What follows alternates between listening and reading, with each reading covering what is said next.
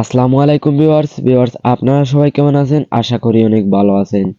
বরাবরের মতো আবারও আমি আপনাদের জন্য আরেকটি নতুন স্টাইলিশ ফটো ফ্রেম ডিজাইন নিয়ে হাজির হলাম, যেটি হলো নতুন বছরের শুভেচ্ছা নিয়ে। এই হ্যাপি নিউ ইয়ারের ফটো ফ্রেম ডিজাইনটি পিএলপি ফাইল দিয়ে আমি আজকের ভিডিওতে আপনাদের সাথে শেয়ার করব।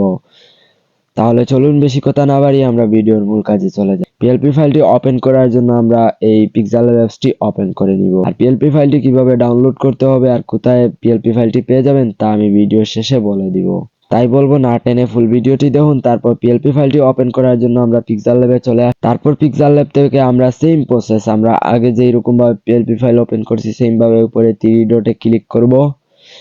তারপর আমরা এখান থেকে ওপেন ডট পিএলপি ফাইলে ক্লিক করব। তারপর আমরা উপরে ডট পিএলপি তে ক্লিক করব। তারপর আমাদের এখানে পিএলপি ফাইল আসবে। এখন আবার আপনাদের অনেকেরই পিএলপি ফাইল কিন্তু ফাইলে দেখায় পিএলপি ফাইল আছে, আপনারা অনেকে ডাউনলোড দেন তারপর এইরকম ভাবে পিএলপি ফাইল আসে না, এখানে আসার পর পিএলপি ফাইল আসে না।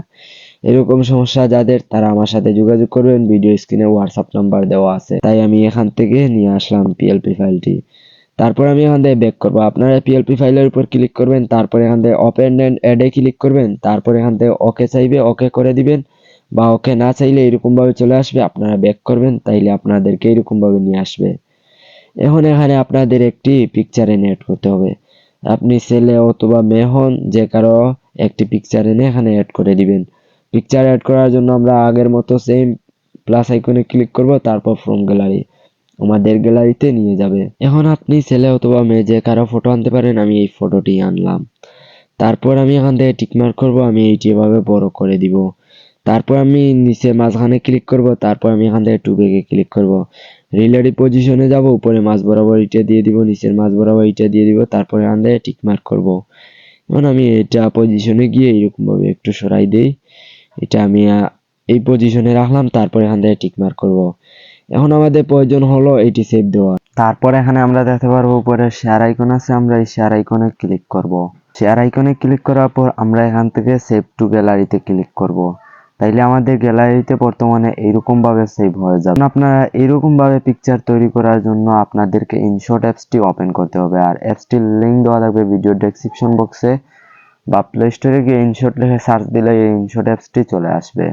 তারপর আপনারা এখান থেকে ইনশটের এই ফটোতে ক্লিক করবেন, ক্লিক করার পর আপনার গ্যালারিটি ওপেন হবে। তারপর যেই ফটোটি সেভ দিয়েছিলেন এইটির উপর ক্লিক করবেন, যেই ফটোটি সেভ দিয়েছিলেন ওই ফটোর উপর ক্লিক করবেন, তাইলে এরকম ভাবে ফটোটি আসবে।